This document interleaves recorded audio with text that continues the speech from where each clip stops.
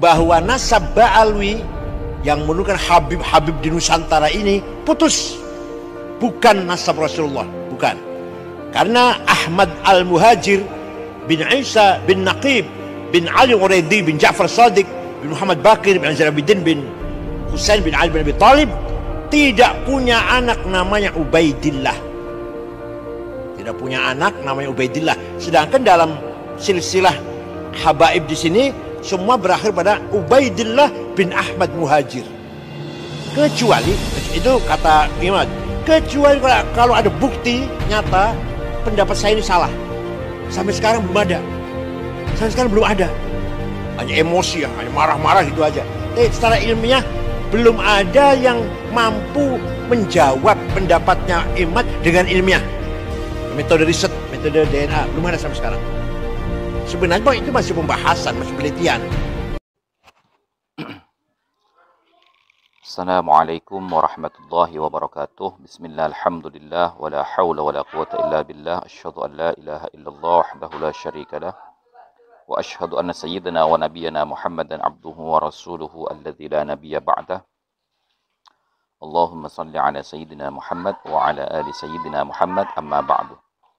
Para saudara-saudariku sebangsa setanah air dimanapun kalian berada, para sahabat-sahabatku, para subscriber, para netizen yang budiman, selamat datang kembali di channel Gus Hasan Asy-Syarif Official. Semoga kita selalu dalam keadaan sehat jasmani dan rohani kita, dimudahkan segala urusan kita, dilancarkan rezeki kita dan diberkahi hidup kita fid dini wa dunya wal akhirah. Amin Allahumma amin. Pada kesempatan video kali ini saya barusan menampilkan tentang pernyataan dari Profesor Dr. Kiai Haji Said Aqil Siraj, mantan Ketua PBNU, ya, di mana beliau menyoroti tentang polemik nasab yang bermula dari tesisnya Kiai Haji Imaduddin Usman Al-Bantani,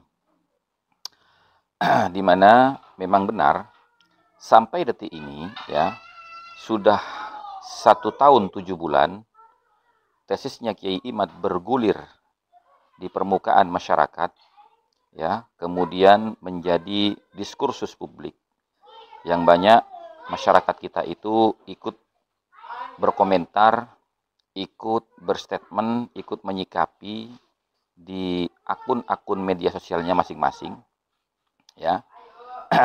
Sampai saat ini tidak ada yang bisa membantah kajian ilmiah Kiai Imad, baik dari sisi kajian-kajian bantahan maupun scientific test DNA.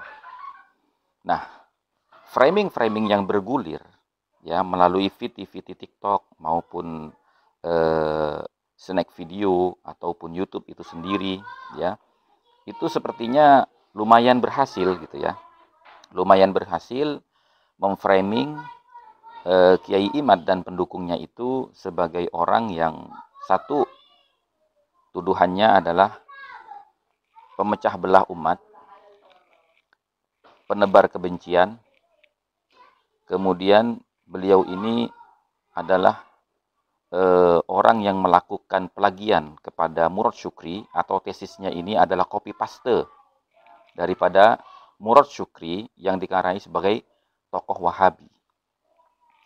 Apakah benar demikian? Ya, kalau kita membaca, kalau kita mau meluangkan sejenak waktu untuk membaca buku tentang menakar keabsahan nasab habaib di Indonesia yang ditulis oleh Kiai Haji Imaduddin, dari hasil risetnya, maka kita akan melihat di situ betapa konstruksi bangunan argumentasi yang dibangun oleh Kiai Imad ini, ya, dari berbagai macam sumber. Ya, kemudian beliau juga di situ menjelaskan bagaimana metode beliau melakukan penelitian berdasarkan pernyataan-pernyataan daripada hadisnya Nabi, terus kemudian pernyataan dari atharus sahabah dan makalahnya para ulama tentang keberadaan dzurriyyahnya Nabi Muhammad SAW yang diinformasikan berkesinambungan dari zaman ke zaman. Sebenarnya, kalau kita mau menyikapi ini dengan lebih sederhana di dalam berpikir dan tentunya dengan mengedepankan husnudzon, gitu ya, di dalam menyikapi perbedaan pendapat atau temuan kajian dari seseorang, kita akan menemukan titik poin permasalahannya. Titik poin permasalahannya itu adalah ya ketidakadaan sanad periwayatan yang menyambungkan antara pernyataan Habib Ali bin Abu Bakar Asy-Syakran yang beliau referensikan daripada kitab As-Suluk fi Tabaqatil Ulama'i wal Muluk tentang Abdullah yang diklaim sebagai salah satu putra daripada Ahmad bin Isa. Nah, itu teman-teman ya. Kalau kita mau melihat maroji' daripada pengisbatan silsilah nasabnya klan Ba'alawi, itu bermuara kepada kitab Al-Burqatul Musiqah yang ditulis oleh Habib Ali bin Abu Bakar Asy-Syakran, yang mana dalam kitab itu dengan jujur Habib Ali bin Abu Bakar Asy-Syakran itu menyatakan bahwasanya beliau mengasumsikan leluhurnya yang dikenal selama ini dengan nama Ubaid itu sebagai salah satu orang yang sama dengan Abdullah yang beliau baca di dalam kitabnya Al-Janadi yang bernama As-Suluk fi Tabaqatil Ulama'i wal Muluk. Nah, titik poin permasalahannya di situ. Yang menjadi maroji itu. Artinya yang menjadi maroji di dalam mengisbat nasabnya klan Ba'alawi itu bukanlah kitab nasab. Al-Burqatul Musiqah bukan kitab nasab. Yang menjadi referensi daripada penulisan Al-Burqatul Musiqah tentang ketersambungan nasabnya Ba'alawi kepada Rasulullah melalui Abdullah yang kemudian ditasghir menjadi Ubaidillah sebagai salah satu putra daripada Ahmad bin Isa.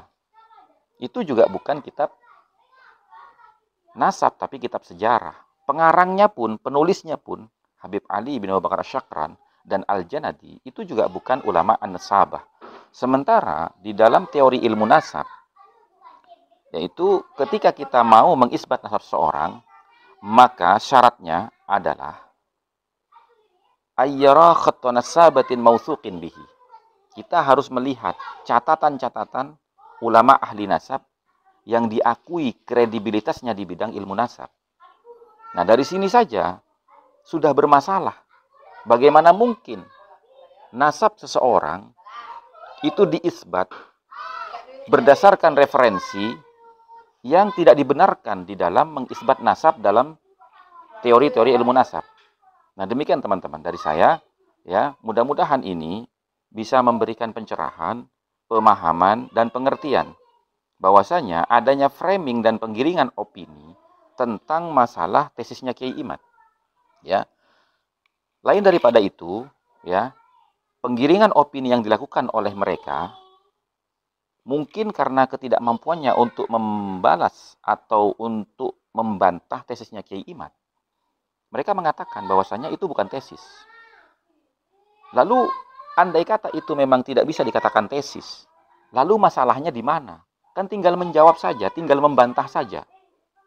Kalau ada tesis, maka harus ada antitesis. Kalau tidak diakui sebagai tesis, oke, sebagai kajian. Maka harus ada kajian yang berikutnya yang bisa mematahkan atau merobohkan argumentasi yang dibangun oleh Kiai Imad. Kan begitu pada intinya. Nah, kemudian masalah DNA. Masih mempertanyakan, bagaimana mungkin kita bisa menerima DNA, katanya. Dari mana kita bisa mengetahui DNA Nabi? Padahal, kalau kita mau jujur, ya, kita mau sedikit meluangkan waktu untuk meneliti ya pergerakan polemik nasab ini dari mulai awal, itu jelas kok.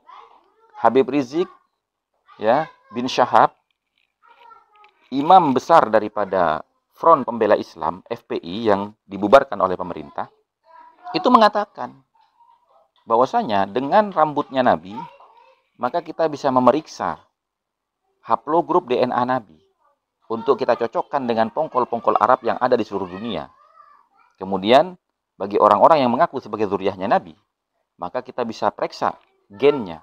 Gen pasti akan ketahuan orang-orang yang berbohong terhadap ketersambungan nasabnya kepada Kanjeng Nabi. DNA dia kemana, DNA Nabi kemana. Dan itu masyhur. Itu masyhur. Bisa dicari video-videonya tentang Habib Rizik yang mengatakan seperti itu. Bahkan dia mengatakan memang tes DNA itu tidak bisa ya menjadi alat untuk mengisbat nasab. Akan tetapi tes DNA itu bisa menjadi korinah, ya, pendukung untuk mengisbat nasab seseorang. Nah, kira-kira demikian teman-teman ya. Mudah-mudahan apa yang saya sampaikan ini bisa memberikan pemahaman dan mencerahkan kita bahwasanya polemik nasab ini adalah polemik yang biasa sebenarnya. Namun ada apa dengan klan Ba'alawi ini? Mereka tidak mau menjawab, mereka tidak mau berargumen, mereka tidak mau membuat antitesis atau membuat kajian pembanding. Akan tetapi yang ramai sampai saat ini adalah framing-framing dan penggiringan opini. Nah, ini harus kita cegah hal-hal seperti itu. Mari kita sama-sama berpikir dewasa. Ya, mari kita berusaha untuk menyikapi polemik nasab ini berdasarkan konstruksi ilmiah. Demikian dari saya. Wabillahi taufiq wal hidayah wal afu minkum. Wassalamualaikum warahmatullahi wabarakatuh.